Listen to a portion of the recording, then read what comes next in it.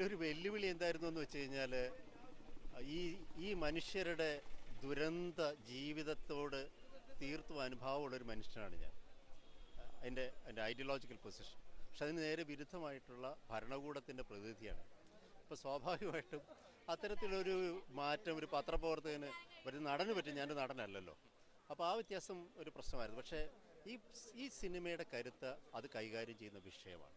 മറ്റെല്ലാറ്റിനെയും മാറ്റിവെക്കുന്ന തരത്തിൽ ആ വിഷയം കരുത്തോടു കൂടി മുന്നോട്ട് വരുന്നു എന്നുള്ളതാണ്. അപ്പോൾ ആ വിഷയത്തോടൊപ്പം അതിൽ നമ്മുടെ ഭാഗം ചെയ്യുക എന്നുള്ളതാണ് നമ്മളാകെ ചെയ്യുന്നത്.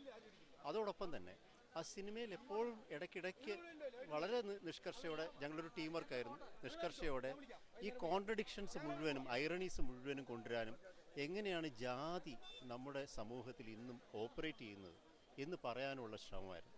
പക്ഷേ ചില സന്ദർഭത്തിൽ ഒരു കമ്മീഷനായിരിക്കുമ്പോൾ തന്നെ അയാളുടെ ഉള്ളിൽ വരുന്ന പുച്ഛമാണ്, ഈ സർക്കാർ നിലപാടിനോടുള്ള അയാളുടെ പുച്ഛവും അയാളുടെ നിവൃത്തികേടുമാണ് ചില സന്ദർഭത്തിൽ ടോണൽ വേരിയേഷനെ കൂടെ കൊണ്ടുവരാനായിട്ട് ഞാൻ ശ്രമിച്ചത്. അത് ഓഡിയൻസിൽ എത്തിയിട്ടുണ്ടെന്നാണ് എൻ്റെ വിശ്വാസം. എങ്ങനെ ആളുകൾ കണ്ടിട്ടുണ്ടെങ്കിലും അഭിപ്രായം പറഞ്ഞു? വളരെ നല്ല അഭിപ്രായം പറയുന്നു ആളുകൾ. ഞാൻ തന്നെ അന്തം വിട്ടിരിക്കുകയാണ്. കാരണം ഞാനിതുവരെ സിനിമയിലൊന്നും അഭിനയിക്കാൻ പോയിട്ടില്ല, ജീവിതത്തിൽ മാത്രമേ അഭിനയിച്ചിട്ടുള്ളൂ.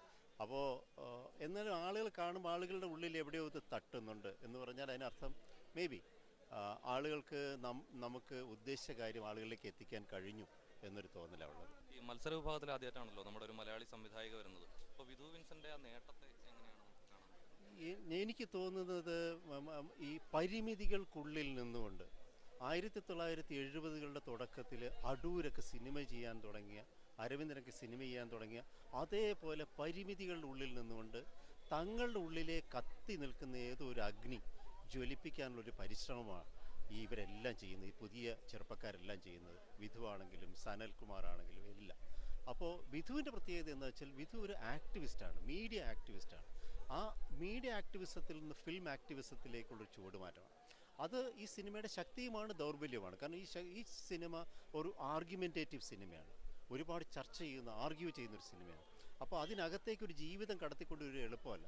പക്ഷേ എന്നാൽ പോലും ഈ സിനിമ വിജയിക്കുന്നത് ഒരു നിമിഷം പോലും നിങ്ങളെ ഒരു അലസമായിട്ട് കാണാൻ സമ്മതിക്കാതെ ഈ സിനിമ നിങ്ങളെ ഒപ്പം കൊണ്ടുപോകുന്നുണ്ട് എന്നുള്ളിടത്താണ് ഇത്തരത്തിലുള്ളൊരു വിഷയവും സിനിമയാകാം എന്നുള്ള ഒരു തിരിച്ചറിവ് നമുക്ക് തരുന്നത്. ആ നിലയ്ക്ക് എനിക്ക് തോന്നുന്നു വിധു വിൻസെൻ്റ് ഇവിടെ ഈ സിനിമയുമായി ഈ അന്താരാഷ്ട്ര ചലച്ചിത്രോത്സവത്തിൽ എത്തുന്ന ആദ്യ വനിതാ മലയാളി സംവിധായികയാവുന്നത് മലയാള സിനിമയ്ക്ക് തന്നെ എന്നെ സംബന്ധിച്ചിടത്തോളം വളരെ കൃത്യമായിട്ടുള്ള ചില സന്ദേശം മലയാള സിനിമയുടെ